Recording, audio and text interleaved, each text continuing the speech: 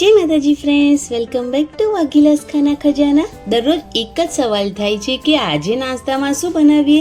તો ફ્રેન્ડ્સ, આજે હું તમારા માટે એકદમ યુનિક અને ટેસ્ટમાં સુપર ડુપર એવી માત્ર 5 જ મિનિટમાં બની જતી એ પણ ચોખાના લોટનો ઉપયોગ કરીને એક ટેસ્ટી રેસીપી, જે ખાવાથી પેટ તો ભરાશે પણ મન તમારું ક્યારેય નહીં ભરાય।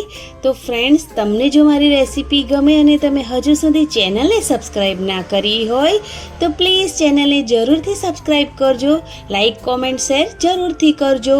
તો સૌથી પહેલાં એક મોટો બાઉલ લઈશું અને તેની અંદર 1 વાટકી ચોખાનો લોટ એડ કરીશું। ચોખાનો લોટ ચાળીને અહીંયા મેં એડ કર્યો છે। હવે 1 વાટકી ચોખાની સાથે આપણે અહીંયા 2 વાટકી મેં અહીંયા છાશ લીધી છે। તમે તેની જગ્યા પર દહીંનો પણ ઉપયોગ કરી શકો છો, દહીંને પાણી સાથે મિક્સ કરીને, અથવા તો તમે પાણીનો ઉપયોગ કરીને પણ આ બેટર બનાવી શકો છો। તો જે આ બેટર છે તે એકદમ સરસ લમ્સ ફ્રી બેટર બનાવીને રેડી કરવાનું છે। તો બેટર રેડી થઈ ગયું છે, તેને સાઈડ પર મૂકીશું અને હવે વઘાર કરવા માટે કઢાઈમાં 2 ચમચી જેટલું તેલ ગરમ કરીશું। તેલ એકદમ સારી રીતે ગરમ થઈ જાય એટલે તેમાં અડધી ચમચી રાઈ અને જીરું એડ કરીશું। રાઈ અને જીરું એકદમ સરસ ક્રેકલ થઈ જાય એટલે તેની અંદર ઝીણા સમારેલા તીખા લીલા મરચાં, તેની સાથે આદુ લસણની પેસ્ટ અને મીઠા લીમડાના પાન એડ કરીશું અને આ બધી જ વસ્તુને એકદમ સારી રીતે તેલ સાથે મિક્સ કરી લેશું અને 1 મિનિટ માટે કૂક કરીશું। ત્યારબાદ મસાલામાં સ્વાદ પ્રમાણે મીઠું એડ કરીશું અને અડધી ચમચી જેટલો હળદર પાવડર એડ કરીશું, જેનાથી આપણા નાસ્તાનો કલર ખૂબ સરસ આવે। હવે તેને પણ આપણે મિક્સ કરી દેવાનું છે। બાકી લાલ મરચું પાવડરનો ઉપયોગ આપણે નથી કરવાના, કેમ કે આપણે લીલા મરચાં એડ કર્યા છે। જો તમે લીલા મરચાં ના એડ કરો તો લાલ મરચું પાવડર એડ કરી શકો છો। હવે બધા જ જે મસાલા અને આદુ લસણ છે એકદમ સારી રીતે કૂક થઈ ગયું છે। તો જે બેટર બનાવીને રેડી કર્યું છે આપણે તેને એડ કરવાનું છે અને તેની સાથે આપણે અડધી વાટકી જેટલું પાણી એડ કરવાનું છે અને બેટર છે તેને સતત હવે ચલાવતા રહેવાનું છે। ગેસની જે ફ્લેમ છે તે મીડિયમ જ છે, જ્યારથી વઘાર કર્યો છે ત્યારથી જ। તો મીડિયમ ગેસ પર હવે તેને સતત આપણે ચલાવતા રહેવાનું છે, બિલકુલ સ્કીપ નથી કરવાનું, સતત ચલાવીશું તો જ આપણો જે આ નાસ્તો છે ખૂબ સરસ એવો સ્મૂથ અને લમ્સ ફ્રી બનીને રેડી થશે।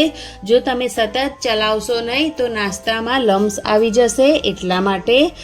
તો અહીંયા 1 થી 2 મિનિટ લાગે છે નાસ્તો કૂક થવામાં અને તમે જોઈ શકો છો કે ખૂબ સરસ એવો કલર પણ આવી ગયો છે અને આપણો જે આ નાસ્તો છે એ બનીને રેડી થઈ ગયો છે, બિલકુલ લમ્સ નથી આવ્યા અને ખૂબ સરસ આ નાસ્તો બનીને તૈયાર થઈ ગયો છે।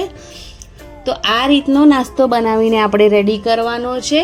હવે તેના પર ઢાંકણ ઢાંકી 1 મિનિટ માટે તેને સાઈડ પર મૂકીશું અને ત્યાં સુધી અહીંયા એક બીજી કઢાઈમાં 2 ચમચી જેટલું તેલ ગરમ કરીશું અને તેની અંદર સફેદ તલ 1 ચમચી અને 1 ચમચી કાશ્મીરી લાલ મરચું એડ કરીશું અને એકદમ સારી રીતે મિક્સ કરી લઈશું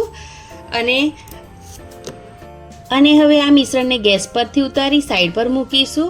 ઢાંકણ ખોલીને નાસ્તાને ચેક કરી લઈએ તો નાસ્તો ખૂબ સરસ રેડી થઈ ગયો છે। તમે જોઈ શકો છો કે એકદમ લમ્સ ફ્રી અને સ્મૂથ નાસ્તો બનીને રેડી થઈ ગયો છે। તો હવે આ નાસ્તાને સર્વ કરી લેશું આપણે। તો માત્ર 5 મિનિટની અંદર જ આ રેસીપી બનીને રેડી થઈ જાય છે અને હવે જે મિશ્રણ રેડી કર્યું છે આપણે તેના પર એડ કરી દેવાનું છે। તો સફેદ તલના લીધે નાસ્તો દેખાવમાં પણ ખૂબ જ સરસ લાગે છે અને ઉપરથી થોડા આપણે ધાણા એડ કરી દઈશું। તમે જ્યારે આ નાસ્તો કૂક થઈ જાય ત્યારે પણ ધાણા એડ કરી શકો છો, મેં અત્યારે ધાણા એડ કર્યા છે।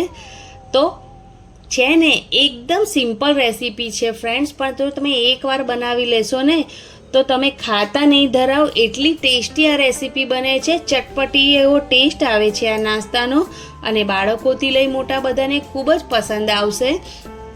હજી એકવાર કહું છું કે તમારું પેટ તો ભરાઈ જશે આ નાસ્તાથી, પણ મન તમારું નહીં ભરાય એટલો ટેસ્ટી આ નાસ્તો બને છે। તો આ રેસીપી જરૂરથી ટ્રાય કરજો ફ્રેન્ડ્સ અને તમે રેસીપી ટ્રાય કરો તો તમારા અનુભવો કોમેન્ટ બોક્સમાં જરૂરથી જણાવજો। આ વિડીયોને વધારે ને વધારે શેર કરજો અને વિડીયો પસંદ આવ્યો હોય ફ્રેન્ડ્સ તો પ્લીઝ મારી ચેનલને જરૂરથી સબસ્ક્રાઈબ કરજો અને મને જરૂરથી સપોર્ટ કરજો. Thanks for watching. Bye bye. Take care. જય માતાજી. જય શ્રી કૃષ્ણ.